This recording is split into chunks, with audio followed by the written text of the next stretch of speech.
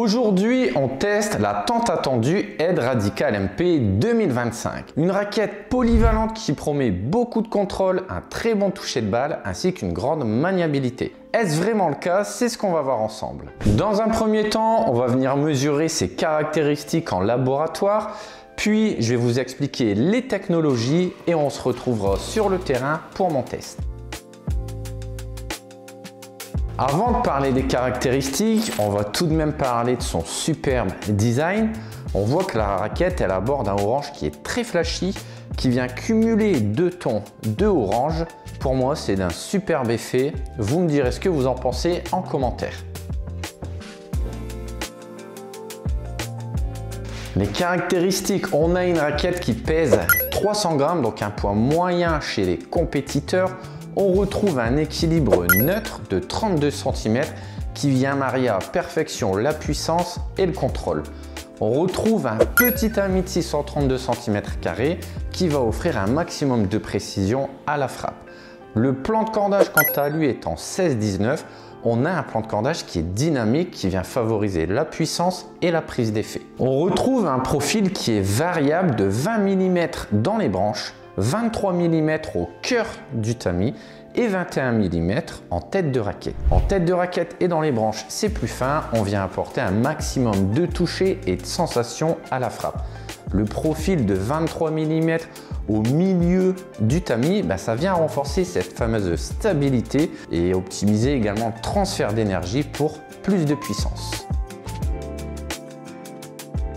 On retrouve une inertie qui est très basse avec un indice de 311. Donc là, ça nous prouve que la raquette va être ultra maniable.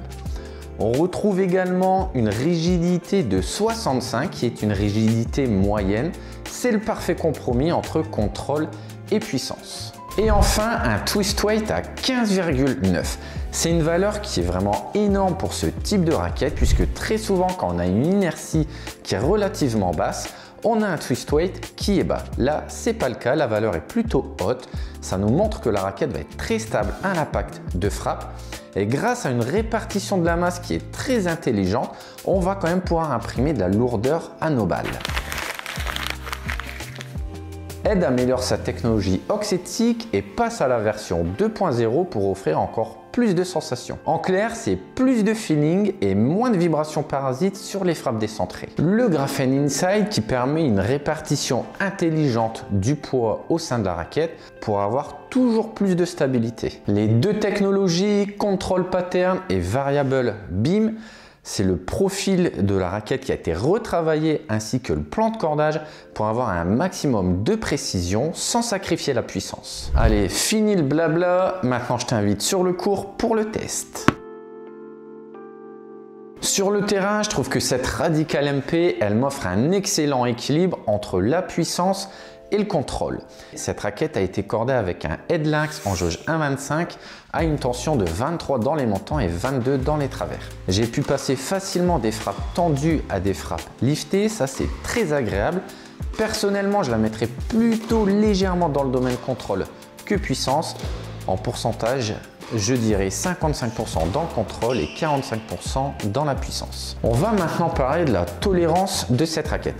On reste sur un petit tamis, c'est du 630, donc oui, c'est exigeant, il faut un minimum de bagage technique pour l'exploiter. Maintenant, si on vient à la comparer à d'autres modèles sur le marché, par exemple Wilson Pro Staff, Wilson RF, Babolat Pure Strike, Technifibre T-Fight dans les tamis en 630, cette raquette, elle offre quand même plus de tolérance que ces modèles-ci, elle est plus accessible et elle va offrir aussi un peu plus de puissance.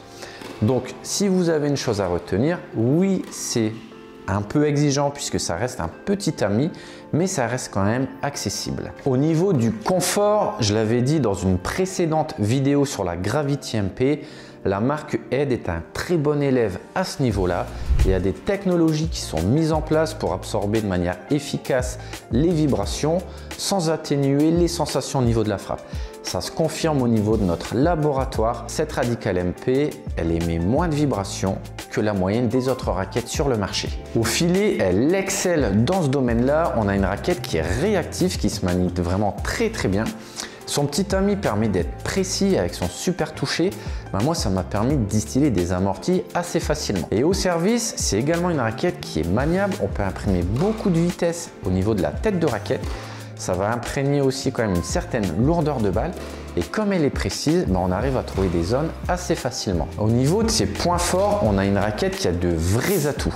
Un excellent compromis entre la puissance et le contrôle, une très bonne maniabilité et surtout un super toucher de balle. Au niveau de ses inconvénients, elle va demander un minimum d'engagement physique et technique pour pouvoir bien l'exploiter. Je vais faire une petite parenthèse sur cette raquette. Ça a été un gros coup de cœur pour moi.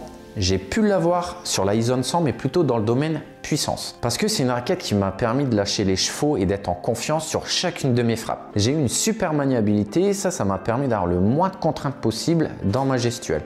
Parce que quand on a une raquette qui est trop équilibrée en tête, dans un poids relativement lourd, ça demande à avoir une gestuelle de plus en plus précise, un plan de frappe très précis, ce qui n'est pas forcément toujours le cas dans ma situation. Mais aussi au niveau de l'impact de frappe, quand on lâche les chevaux, il faut un retour d'information qui soit excellente. De se dire, je touche la balle, je la sens bien. C'était le cas.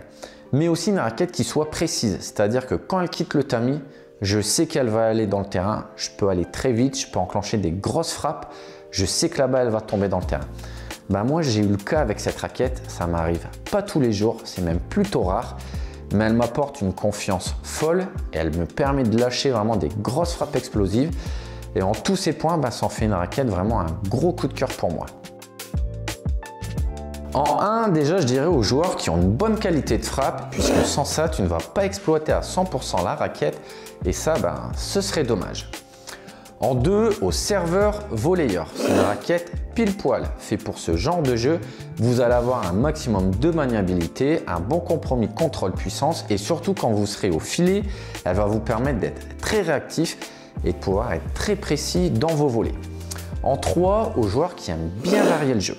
Si tu aimes bien passer des balles liftées à des balles tendues en distillant des amortis, cette Radical MP, elle sera parfaite pour ton jeu.